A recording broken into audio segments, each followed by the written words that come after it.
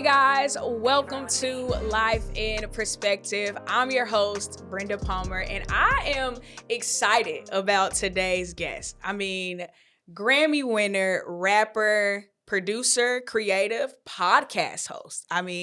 Dog lover. I just learned that one today. Dog lover without dogs, okay? We have in the building, Lecrae. What's going on? Thank you. I appreciate that. All of that. You know what I mean? The dog lover part, I think people don't have kids and they love kids.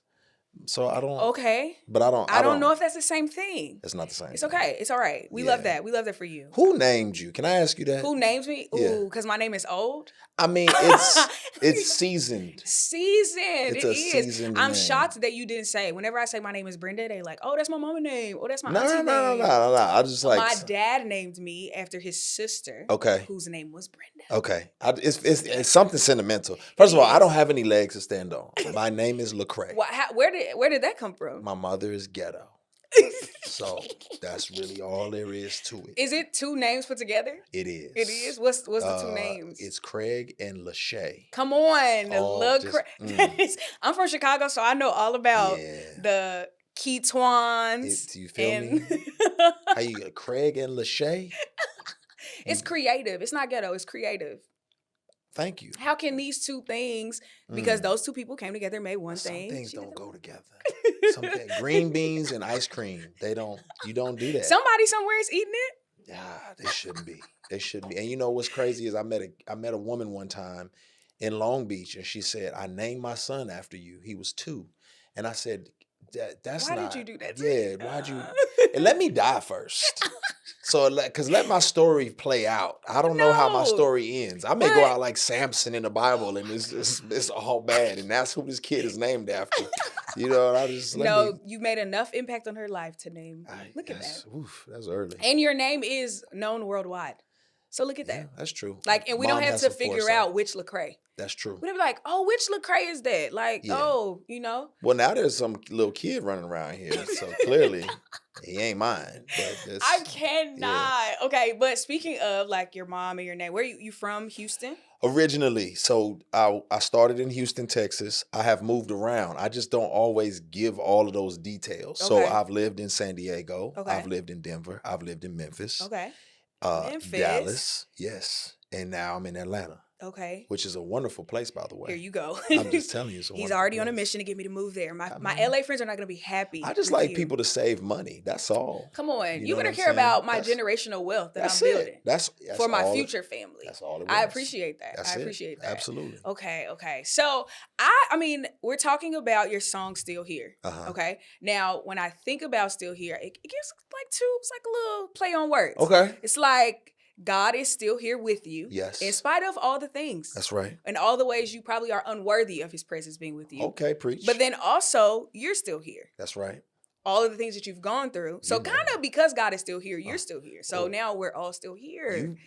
You unlocked the key. Okay. Wow. You're giving away my secrets.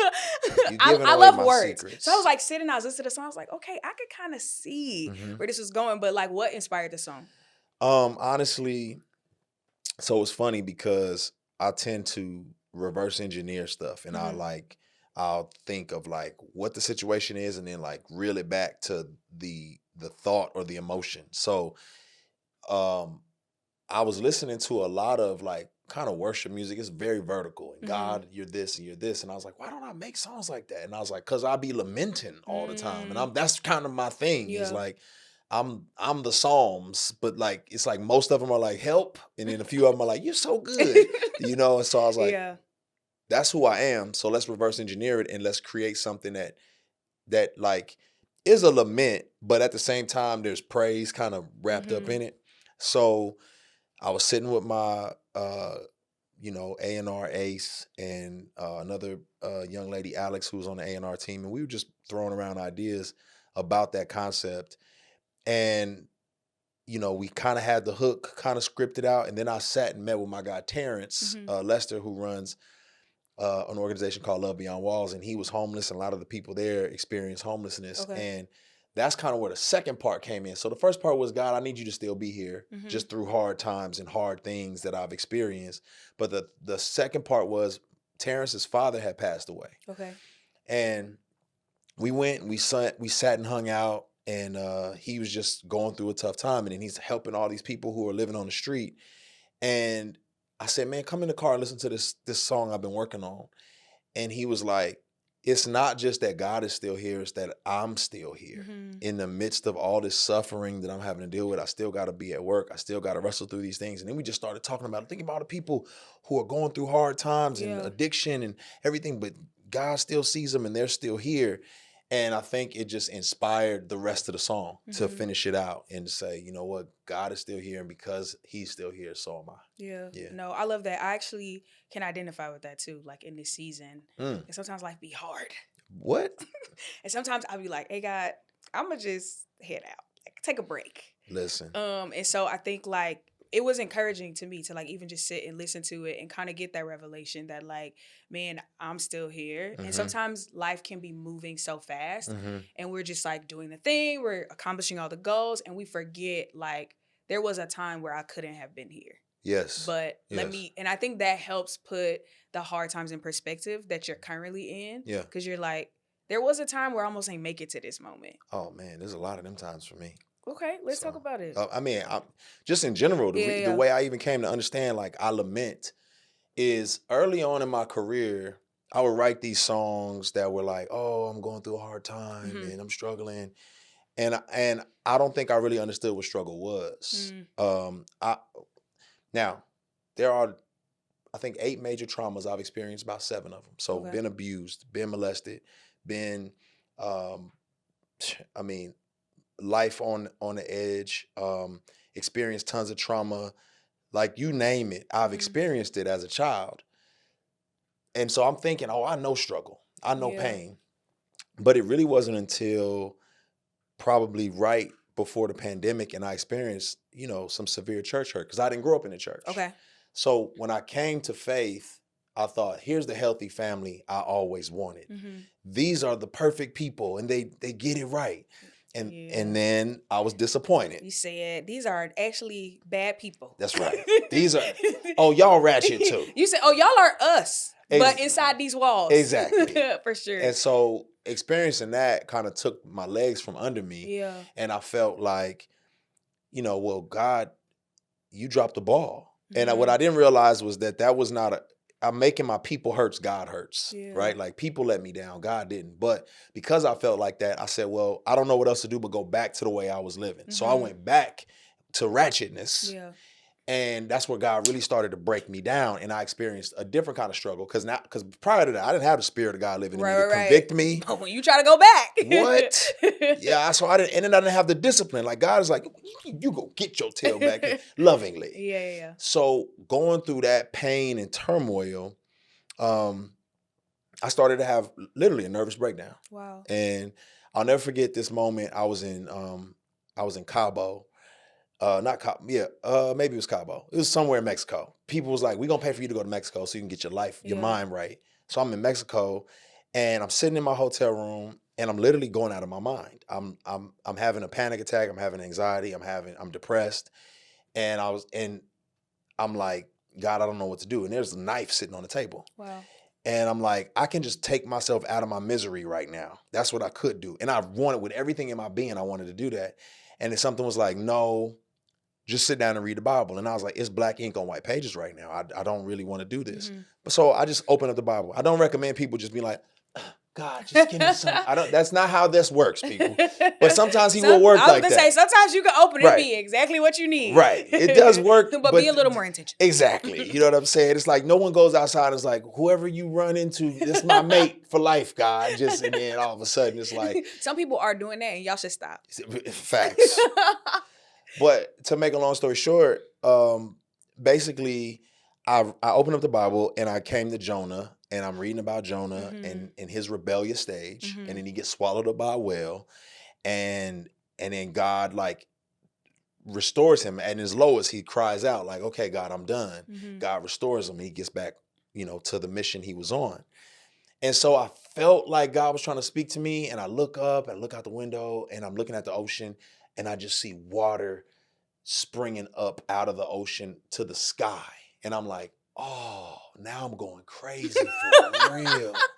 You know, like I'm going crazy.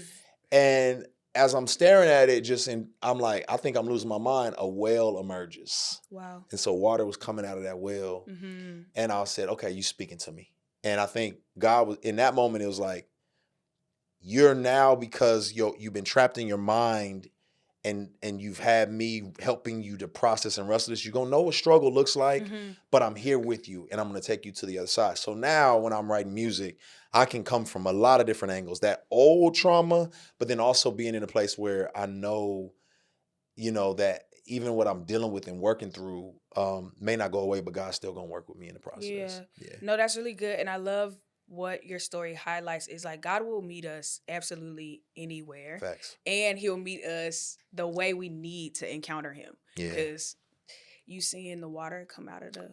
Listen. But then it was a whale. After you had just read about Jonah. Listen. Stuff like that be making me fall in love with God more. Like people be wanting like really, really deep things. I'm all like... yeah. Because you did that for me. For me. You did that for me. Listen, I was bugging because I after I saw that happen, I just turned and I was like, wow. And then there was a stuffed whale on my pillow. And I was like, oh, I'm bugging. I'm flipping out. You know, it's like everywhere. No, I love that. And you brought up your music. Yeah. 20 years in the industry. Uh-huh. What does that mean for you? It means I'm old. That's what it means. It does mean that. I was thinking that. Yeah. No. Okay, I don't need you to listen. Let me tell you. Like, what it means is I'm seasoned. I grew up on your music. Okay. No, I'm just kidding. No, it means a lot. I mean, obviously, I started young, and so it's kind of like you don't know what you're doing, but God is like, I got you. And then you get to a place now where, you know, you're a veteran, but you still are current and relevant and connecting in a lot of ways. And I think what I've had to learn in 20 years is that stop trying to recapture the magic because God didn't build you for that. You know, one of the things people don't realize is in the scriptures, Jesus says, when you're young, you'll do this. He's talking to Peter. When you're old, someone's going to have to dress you and take you where you don't want to go. And what he was saying was, you know, when you're young, you're moving out of ego and it's about you. As you get older, it ain't gonna be about you. Yeah. Right? So you're gonna have to get out of ego. And when he's saying that, Jesus is saying that at 33, because the life expectancy was 40. So Jesus like, oh, I'm old. So what that taught me is to move out of ego and to how can I help other people? How can I pour into other people, uplift other people? So 20 years for me means I've been here for a season and a second, but now it's time, and it's been time to reinvest in others and to figure out how to help others thrive and to have longevity. Yeah, I have a question. I feel like I've seen you do a couple of like speeches where you accept awards. Yeah. And something I feel like you would always say is like, I'm not a Christian rapper. Oh, man. I'm a rapper who's a Christian. Yeah. What does that mean? I be getting in trouble. It would be a pretty consistent statement. Yeah. So maybe you don't have to say what it means because there's a heart behind why you say that. There is. I want to know that. All right, I'll be getting in trouble for this. So there's different iterations of it. On one end of the spectrum, I didn't grow up in church, so when people call me gospel, I get a little offended. I could tell. It comes across like I'm really out here rapping, and y'all trying to put me in a box. You don't have to say this part. Okay, no. I'll say it for you. Okay. Sometimes when I think Christian rap, it's corny. Oh, no, that's true. And sometimes that's true. You don't want to be put in a corny category. I don't want to be in a corny box. That's for sure. I get it. I don't mind changing people's opinion on it. Okay. So it's like, no. You can call it what you want to. I'm going to change your opinion on it. So why the hard stance? Because, okay, when it's the Christian part, I am a Christian. I think Christian is a wonderful noun. It is a terrible adjective. Not a good adjective. Is this a Christian card? Are those Christian shoes? What makes them Christian? Did they get saved? Did they repent for their sins? You know what I'm saying? I know what you're saying. And if you say this is Christian music, well, what does that mean exactly? No one can give you a concise answer of, oh, this is Christian music because it's about Christ. Okay, they can say that, but then what if the person who's singing about Christ is an absolute heathen? Is it Christian music? Got it. I understand. I understand the logic. And then what if I just want to write a song about how dope my wife is? Is that not Christian? Or is it? Because It is. see, that's what I'm saying. I'm just like, what makes So it? you felt like it kind of put you in a box. I felt like that, but I also understand we need categories so people know like what it's not. It's not a twerk fest. For sure. And, you do need those categories. So Yeah. I get it. I'm not ashamed to be associated with Jesus Yeah. at all. And I think that is kind of how it would come across. Yeah. Because of where you were saying it. Exactly. So I feel like I understood what you were saying, but I'm like, why does he keep trying to make us understand that? I'm fighting an uphill. It was fighting an uphill battle. It really was an uphill battle. It's like, just stop. You like, I love Kendrick. I love Lauren. It's like, okay. And cool. Christian rapper. The gospel rapper loves Lauryn Hill. That's great. It's like, I'm wasting my breath. I don't know what I'm doing. But I also feel like what you've done for that category of music, just I think about today, like we have now Christian R&B. Yeah. We have like, there are so many things that I can listen to when I don't want to listen to secular music. Right. We have so many options where growing up, we didn't have that. Yeah. We had very much the corny. That's what I'm saying. As long as it's good, I wouldn't have minded. See, I come from an era where it wasn't good. It wasn't. It was like, this is terrible. It was. And then so I didn't grow up with my dad. I got some insecurities. I felt unwanted. Okay. You know what I'm saying? My mom was not like a lovey-dovey mom. She was very hard. Mm-hmm. Wonderful woman, but just still very tough on me because she didn't want me to go the wrong route. So there's some issues of acceptance and insecurity that I would process. And I remember I got invited to, I had a show and the coach of an NBA team was a fan. He said, come meet the team. And I come in there and he's like, yo, I got this rapper I want y'all to meet. I got somebody I want y'all to meet. He introduced me to the team. And I have my mixtape at the time and I'm about to start passing it out. And he says, this is the best gospel rapper in the world, y'all, right here in front of y'all. And I remember trying to pass out my mixtape. I was like, I'm good. I'm good. And I was like, oh, they rejected me. They didn't reject Jesus. They rejected the corny title you just put on me. Yeah. And so that just, that's a memory that's burned in my brain. Yeah. So there's like always a desire to separate. Yeah, I just want to reach people. I think that's what it is. And I don't want a barrier. You know what I'm saying? Don't reject Jesus. If that's what you want to do, I can't do nothing about that. If you're going to reject Jesus, that's between you and God. But you're going to be rejected because you represent Jesus. And I'm fine with that. Just don't reject me because of my shoes or my appearance. You know what I'm saying? It's I got the you. perception is like, dang, you ain't even let me open my mouth yet, bro. Yeah. You know what I'm saying? So at least tell me the song is trash before you say, nah, I can't fool with it. Yeah. It's like, dang. No, I get that. So how do you navigate, though, kind of being in an industry that is not pro-Jesus at all? Yeah. I live in LA and dabble in and out of the entertainment industry. So, like, how do you navigate not compromising?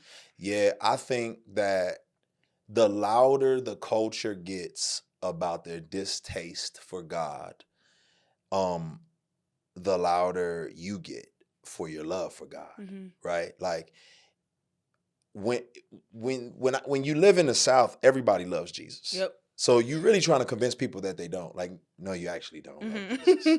I hear what you're saying. Based on your timeline, I would not be able to tell you love Jesus. But the Lord knows my heart. Yeah, he does, and it's deceitful and wicked.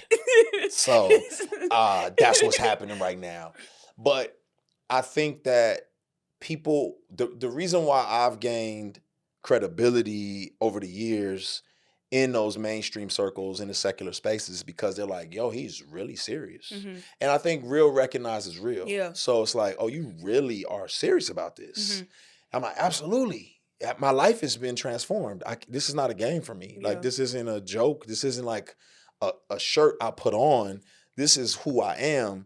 And so I think once people see that, they're like, okay. Now, what I will say is I haven't done it perfectly, right? Because there was moments early on where I was, and shout out to my cousin Tim Ross who gave me this gym. I love Tim. Yeah, he gave me this gym, but it's so true, and I say it all the time, is that people always say Jesus hung out with sinners. Jesus wasn't hanging with sinners. Sinners were hanging with Jesus. Come on. And so they weren't leaving that way. You see what I'm saying? Hanging out with sinners means now I'm trying to go do whatever they doing. It's like, oh, y'all having 6 shots, I'm having 7. We hanging out. Yeah. But sinners hanging out with Jesus is him being the type of person they want to be around. Well, he didn't critique me or judge me for my lifestyle. Now, he didn't necessarily participate, but he didn't cast judgment on me for it. As a matter of fact, he asked me questions about what I was into. Yeah. So, you know, it's like if I have a friend who's in that space, I may just be asking them. They'll say, man, I just got to make more money. And I'll say, why? Yeah. Because I got blah, blah, blah. And I say, why? And I'm just trying to dig deeper and get to the root of their why. Yeah. And I think it's being that type of a person where you're intentional, you're consistent, you're present, you're loving, but you're also asking questions to help people, you know, get to healthier places. No, I agree with that, because I think something I always keep in my head is like, okay, how do I hold space for their journey? Yep. But also not dilute truth. Yep. But also be very present with their situation. You know what I'm saying? And it is true. It comes from asking questions. Yes. And usually they're the ones, like, I'm not leading the conversation, but they're like, hey, this one time you said this one thing. What does that really mean? And like, can I do this and not do that? Like, which I think I enjoy those conversations more than talking to people who think like me. Yeah. You know what I'm saying? Like, because I think we struggle with that whole like dynamic of we're believers, so we need to only hang with believers. Well, how do the people who don't believe ever get to know Jesus if we don't talk to them? Facts. And I think we have to stop talking to them with the goal to convert them. Yes. And just plant your seed. Talk to them. Yes. Like, just I have genuine questions. And you say you believe this. How has that transformed your life? Because I can tell you what I believe and how it's changed my life. And so I agree with that. So you've done music for 20 years. Yeah. And now recently you have stepped into the podcast space and been pretty transparent, if I must say so myself. Yeah. How's that feeling for you? I just like letting my guard down, because I believe that I stuffed so much of my trauma away for so long that I was internally bleeding. Yeah. You know what I mean? If you keep denying that you got a disease, eventually you're going to die from it. Because it eats away at you. Exactly. So for me, I think leaders lead in vulnerability. So I just started being vulnerable because it helped other people. So I would watch other people, like, you know, I had a super deep mental health struggle. And it's like, to hear a Taraji P. Henson or Kirk Franklin talk about their mental health journey, it was like, that's so good that they were transparent, these people with means and whatever. And I just felt like, oh, other people need to hear me do that. Yeah. And so I needed to show off my scars. I tell this story all the time. So this is a true story. It's probably, I mean, it's weird, but it's true. I was, one of my first jobs was working at a grocery store. So I'm working at a grocery store. I'm a kid. I'm riding the shopping cart as I'm trying to push it back into the store, right? Just being stupid, teenager. I flip over the shopping cart and my finger gets caught in the basket part and it rips my nail out of the bed, right? So I don't know that's what happened. I just know there's blood everywhere. So I wrap it up. I'm like, and I'm panicking. I can't look at it because I got a weak stomach. You know what I'm saying? So I don't want to look at what's happening. I'm thinking my finger might be, I don't know what's going on in my hand. I'm just scared. So I run in the store and I'm like, help, I need help. The shopping cart, my hand. And the butcher just happens to be there. And he says, let me look at it. I said, I can't look. He unwraps it and he said, you'll be fine. And then he holds up his hand and he's missing like 2 fingers. And I was like, if he says I'll be fine. You right. You absolutely right. Because I still got all of mine. I still got all of mine. If he said I'll be fine, I'll be fine. Yeah. But what that did for me is it set a precedence of like, so good. I need to see other people's scars so I know my wounds will heal. Oof. So I started being very transparent so people can see, oh, I've been through this. Yeah. I'm scarred up. I survived it. You will too. For sure. You know what I mean? No, that's really, you better... Let me find out. Hey. Let me find out. Listen. You about to open up a nope. church? Sure ain't. Deep in. Don't you? That irritates you. Do people ask you that all the time? Am I going to start a church? Yeah. If they do, that's fine. You can ask me You that. can ask all that. You said. Hey, I take that as a sign of respect. I appreciate you. Hey, man. You said, but no. No, not going to happen. No, podcasting is so therapeutic. Man. And we think it's for other people, but it's so so much for us. Yeah. It's so much for Yeah, us. big And time. I definitely didn't realize that until when I don't do it, I'm like, Yeah. it's time to get back in the lab. Yeah.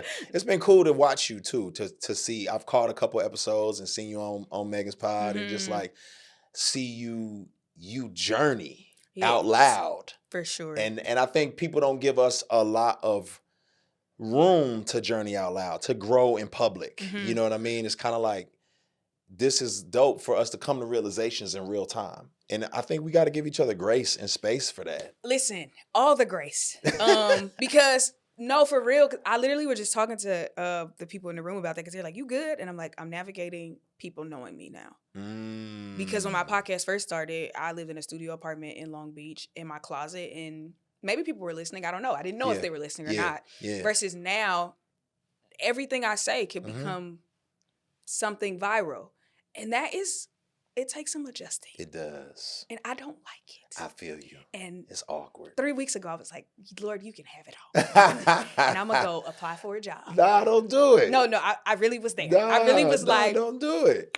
Y'all can have all of this. You can have a platform. Because I didn't ask for any of it. I don't want it. We need you out here, man. I think I could go away and come back as an alias, like with another name, with a mask. I understand why they do that now.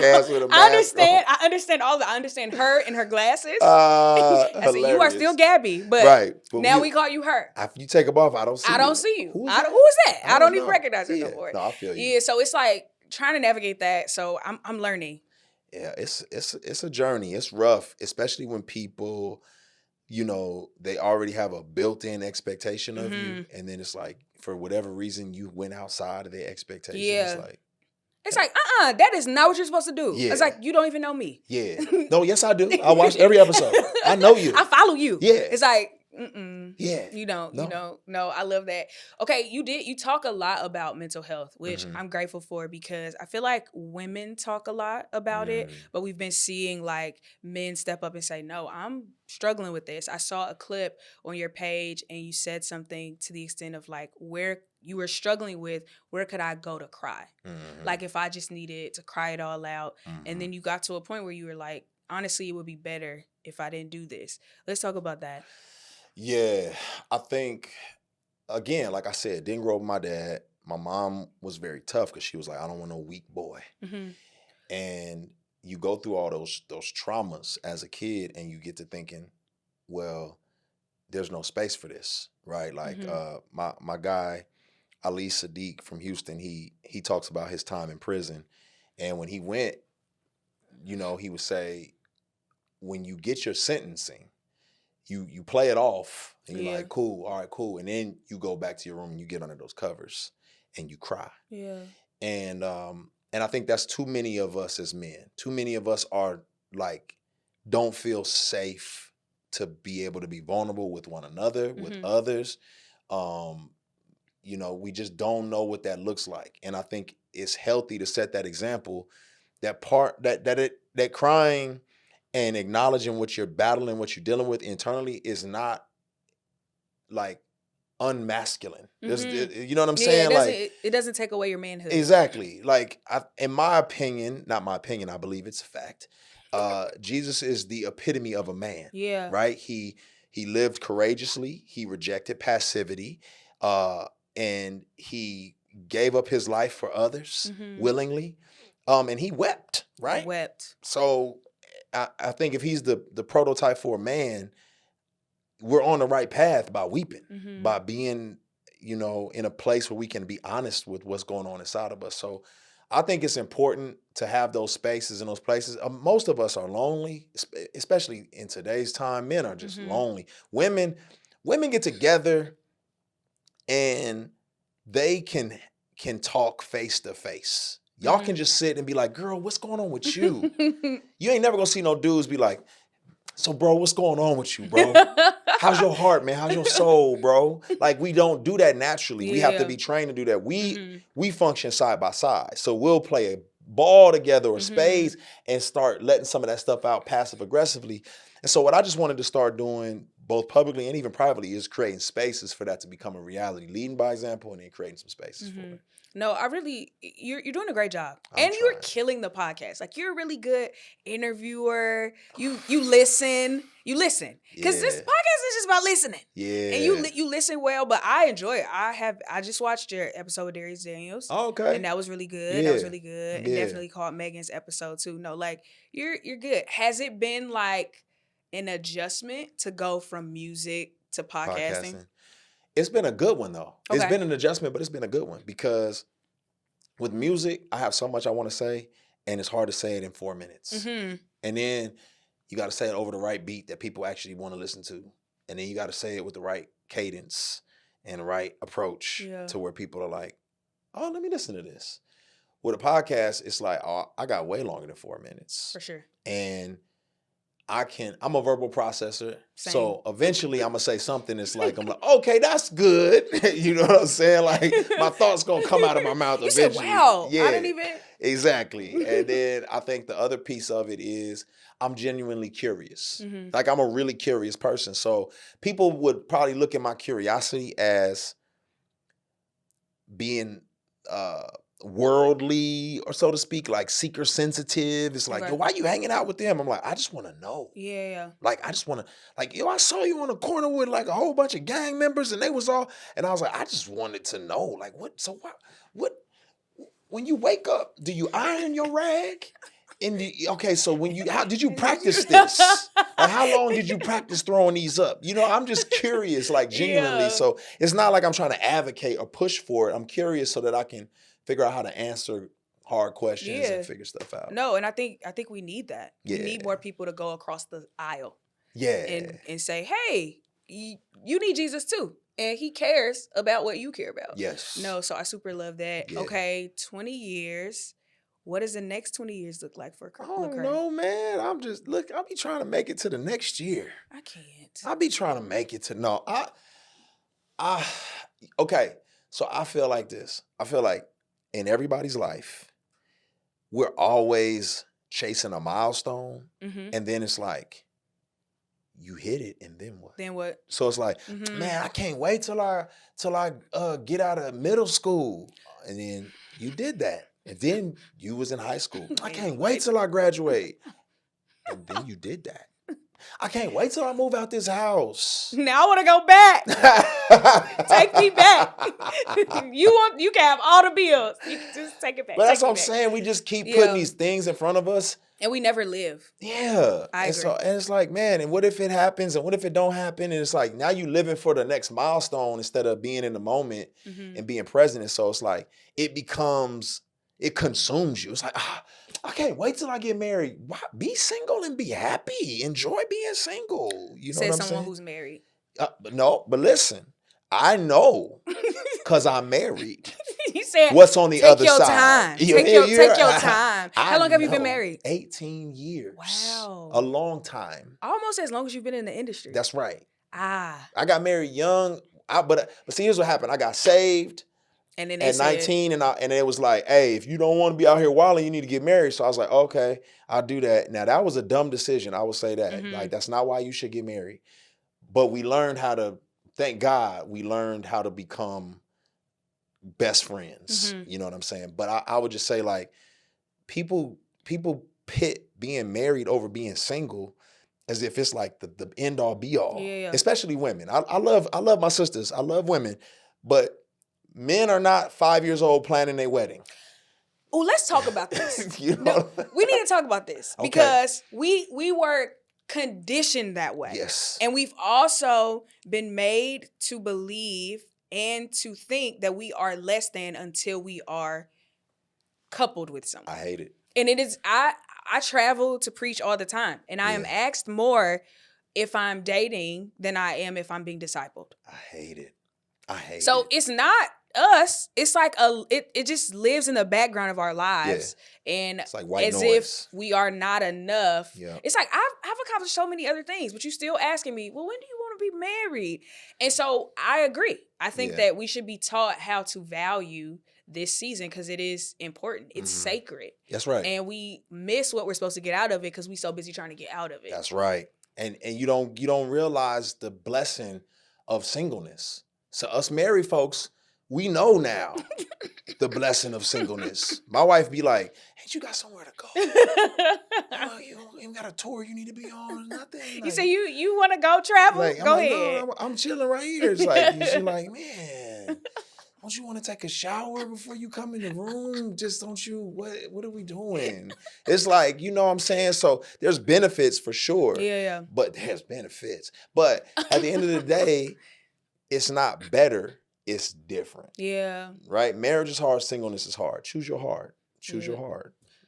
Some of us don't have a choice. Yeah. Well, no, I'm just kidding. I mean, hey, listen, I'm just saying, you can today, you can hop on a plane and you can go wherever you want to go. For sure. That is a benefit of my singleness. I've had to quit jobs because the Lord told me, and I didn't have to consider anybody. What? I'd just be like, now I was considering myself and all the things I love. But I didn't have to like, oh, where are we going to put the kids in school? Where are we going, you know what I'm saying? So I spent the whole last year being a nomad, just following the Lord, and I had the freedom to do that. That's a beautiful thing. Yeah. People don't realize that you just, no, you don't get that luxury. You can take a shower and a bath, and the bathroom is whatever you want to use, this side or that side. It ain't nothing. It don't matter. You do what you do. You know what I'm saying? It's like, it doesn't make a difference. I am now responsible for maintaining everything. Everything. She doesn't have to do any of it now. And I didn't know that. See what I'm saying? Like I married into a situation. It was a partnership. Well, I didn't know what I don't think I was old enough to know what I got myself into, but as I've learned. You was just trying not to get in trouble. That's right. So now I'm like, oh, okay, so pest control is that's my job. Got it. Absolutely. Okay. I didn't see it, but I didn't know. I said, babe, what would you do if you didn't have me? Call my daddy. See what I'm saying? That's what I'm saying. I can't do it. At the end of your life, when you go on to glory, what do you want to be remembered for? Oh, she hit me with that. She hit me with the I think I'm learning that every day. I'm learning more and more what it means that my life is not my own, right? And if my life is not my own, it should be poured out. One of the things that always baffled me when I open up the scriptures, it used to rock me all the time, is Jesus would say about John the Baptist, he say, there is no man who's been born of a woman that's greater than this man. But the least of those in the kingdom is greater than John the Baptist. And I'd be like, what? I don't understand what you're talking about, Jesus. What does that mean? If everybody came out the womb, but then the least in the kingdom is greater. And what I finally understood he was saying is that if we're talking about the earthly realm, ain't nobody gonna beat John. Yeah. Like John's resume is perfect. He's the perfect person. But there's somebody who was a stripper on heroin, who got 8 baby daddies, who, gave her body up 1 million different times, been in the streets, and trusted Jesus. Yeah. And now she's in the kingdom. Her righteousness is what Jesus' righteousness is, and it supersedes John's. So she is greater than John the Baptist. Not because of anything that she did, but because of what was done for her. And through Jesus. Right. Yeah. So I think for me, I want to be less of like, how dope was I here? And more of how much did I show off how dope he was? Yeah. Because that's what makes me great. And that's what's going to outlast this world. Everything. Everything. So what am I doing? Am I doing things with excellence? Am I being loving? Am I being generous? Am I being caring? Am I demonstrating the fruit of the Spirit, love, joy, peace, patience, kindness, gentleness, self-control? Am I demonstrating that? Because that's something that only I can show the world. Like, if you don't got the Spirit, you can't show off the fruit of the Spirit. So hopefully I'm doing that well. And when I die, people will say, man, here lies a man who left it all on the field. All right, last question. What do you say to a person who is on the fence about their faith?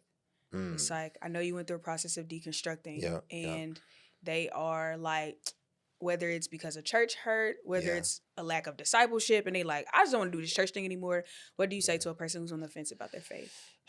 I think, well, first, I would say, man, you know, if I was your friend, I'd be patient with you. I would just walk with you. I would listen to you. I would hear where you at, what you're wrestling through. Because I want you to feel seen. I don't want you to be a project, right? I came to the faith late. I was a grown person, a grown man, and people were patient with me in my journey. So what I would say is, number one, just think about life in general. Do you feel like you're here for a reason? Like, do you have purpose? If you feel like you have purpose, which you do, purpose is not something that just appears out of thin air, right? If you are just a cosmic accident, just a bunch of random molecules and atoms, you don't have a purpose. Nothing matters. You don't matter.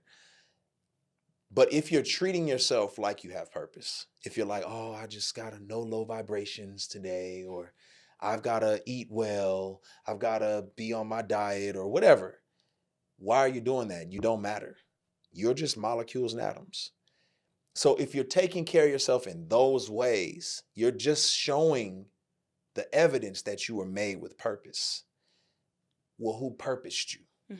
So someone had to give you purpose, and that's God. Now, if you're going to walk like you have purpose, you got to acknowledge the one who gave it to you. So do that work. Wrestle with the God who gave you purpose, because if you woke up today, that means he's not done with you. Your story's not over. And then that's how I would encourage somebody is you were made for a reason. And once you start drilling down to the why and what you're really here for, and the fact that, you know what, I am here for a reason. I do have a purpose and an identity. Who gave you that? And why? And why are you loved in this capacity? And why are you cared for? And why does he even let you wrestle in the way that he does? Because he's patient. You know? And I would say he's worth investigating. He's worth asking questions. And he's very patient. And he'll walk with you as well. So, you know, be patient with yourself as well. But be consistent. Because if you're going to be like, ain't no God, I'm done with God. I'm like, okay, well, then be done in general. Don't, because if it ain't no God, ain't no good. You know what I'm saying? It ain't no good. Listen. So just go ahead. Go all the way off the cliff. If you're going to live like that, go all the way off. Don't try to hold him for his hand and you don't want his heart. You hear me? You know what I'm saying? Like, yeah, just jump. Like, lean on me. You smoke crack, don't you? I can't. No, I love that. That was really helpful. I know that's like a big thing right now, especially with the next generation of like wanting to know why they believe what they believe. Right. I think it's important. And you need to study. I mean, people always say, man, I'm done with the church. I'm like, which one? You been at all of them? All of them. You went to the Korean church down the block too? You done with that one too? I've been going, there's a good Korean church here. See what I'm saying? And I like it. See what I'm saying? Okay, they sing good. See what I'm saying? They love the Lord. K-popping nice. and Jesus. Listen, okay. All right, it was a good hour. I got a good solid word. Rooted in the gospel. See I what I'm saying? Look at, y'all better try it. See what I'm saying? Y'all better move around. Will Chung. Oh, word. He has a church here in LA, and I've tried it a couple times. See, that's what I'm saying. People are like, I'm done with you. You ain't been to all of them. Oh, you haven't. You done with the one you went to. And you're actually done with your unmet expectations. That's it. All right. It was a great episode, guys. That was so good. Brenda, thank you so much for being here. This is your podcast. No, I'm just saying, like, it's usually, I knew that was, I said that mic is not coming back up. You know what? I know what I'm doing. Don't worry about me. I got this. Come on, 20 years. Yeah, I got this. No, I don't. There we go. See, look at that. Damn, look at now. Look at me. Look at me. Look at that. Okay, don't worry about it. Don't worry about it. Don't worry about it. We all right. All right. We all right. Look at that. You did it. Ha! You did it. Come on. Yes. Come on. No, I think that's what it is sometimes. Because you said this earlier. You was like, I went to church and I was like, these are perfect people. Everybody, it's not, the church is full of imperfect people who we just all recognize we need God. That's people outside the church haven't yet recognized their need. That's why we go to church. That's it. That's it. Yeah, no. I say it all the time. I'm not saved because I've got it all together. I'm saved because I know. I know. I know me. I know me. I need a savior. Listen. That is so good. Thank you for coming. No, thank you for having me. This has been fun. Absolutely. I appreciate you, man. I appreciate Thank you for your voice. Thank you for yours. And I'm excited to see like how you keep evolving. We'll see what happens, It's gonna man. be lit. Yeah. It's gonna be lit. Okay, tell us what you got coming up. Where can we tap in? Check it out, man. You know what I'm saying? I got like you know what I'm saying? I got the new shade line coming out. You feel me? Like, you know what I'm saying? The block is the devil blockers. We blocking the devil out. I knew you were You feel me? You know what I'm saying? I got them popping. You dig what I'm talking about? Shoot, you know what I'm saying? Like we got you know, the reverse strip club going on where people putting their clothes on. You get more modest. You feel what I'm saying? We throwing tracks at them. You know what I'm saying? So you put your clothes on, more clothes, you put on more tracks. You get. Strip club. Yeah. It's gonna be hot. I mean, it's hot in there because people putting on coats and jackets and gloves and the whole nine. But you know, it's gonna be lit. It's a thing. You feel what I'm saying? So we got that going on. I also got like a club. It's a club that we starting. So. You know, like y'all be going to the nightclub, silent disco type of vibe, but ours is prayer. So it's a club. We don't do nothing but pray. Also, you just come in there, you just be quiet. That's just it. be quiet. So just be quiet. So you pray in your heart. Yeah, you just and it's not no out loud prayers. No out loud prayers. No, just quiet. So it's club quiet. You know what I'm saying? Club quiet. Club quiet. You know is what I'm there saying? like soaking music? Nah, ain't no music in there because it's just prayer. You know what I'm saying? It's just prayer. But it's not prayer. You can't, if it's music, you won't hear the angels sing because they're going to be singing, but you can't hear them if you ain't. Can't be quiet. You feel me? So it's going to be lit. So I got that going on. You feel what I'm saying? But sincerely, I'm having fun. I'm working on new music. Okay. So I really am working on new music. Waiting on some features to come in and waiting on. I got you. Did you, my people? I forgot. Don't worry about it. I didn't know. I'll make sure. Okay, please. I got that going on and then I'm going to. You know, I'll be on a deep end on a podcast. You know what I'm saying? Maybe, you know, we'll collaborate. You know what I'm saying? We'll make it happen. Yeah, that's how. You know, that's what we do in the kingdom. We're family. See, that's what I'm talking about. No, you are actually a goof. I know. I actually love that. I love that. I'm stupid. It's sorry. okay. And you are churchy. A little bit. A lot bit. You gave a lot of scriptures. You gave a text. Oh. You preached you love the Lord. I love Jesus. I just don't know. I don't know the culture though. I don't be knowing like the songs. Great. I don't know gospel. People be like, what's your favorite gospel? I don't know. I don't be knowing. I know Kirk Franklin. I'm bad. Like I don't be knowing. My wife be knowing stuff. I'll be like, oh, who is that? Who is that? For real. I was like, who is that? That's crazy. So what do you listen to right now? I listen to a lot of Christian hip hop. I listen to R&B. I like who am I loving that I'm listening to right now. Obviously all of my roster, you know, from Hovey, 1K Few. But then outside of that, I like Doe. Love Doe. Doe's great. I love Doe. I love Uninvited. I love Madison Ryan Ward. I love you like vibes. Okay. Like vibes. Yeah. Okay. Yeah, vibes. I like vibes. You ain't gonna never really probably catch me in the car listening to like worship music for real. I don't. It's like, it's a genre. I love the content, but the style of music, I'll be like, I didn't grow up on this. I don't know what to do. None of us grew up on it because it wasn't, we weren't listening to that. Like, Maverick was not out when we were coming up. But that's what I'm saying. I just be like, yeah, oh, that's cool. I like the content of what's happening. I don't know the sonics, some songs I love, but some of them I'll be like, I don't get it. I'm just being honest. Safe place. No, it's a safe place. Somebody was like, you never heard a Hill song? I said, no, I never heard of them. What is that? They played me a song. I was like, it's cool. I love what they're saying.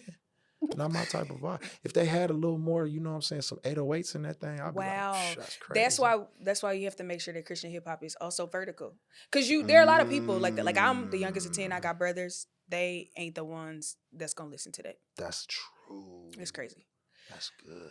All right, guys, we obviously could do this all day. Yeah, I'm sorry. This has been super great. I hope that something was said today to help put your life in perspective. You already know, go subscribe to all the audio platforms. Hit that subscribe button before you head out of here. And you know, we'll be right back here next week. This is Life in Perspective.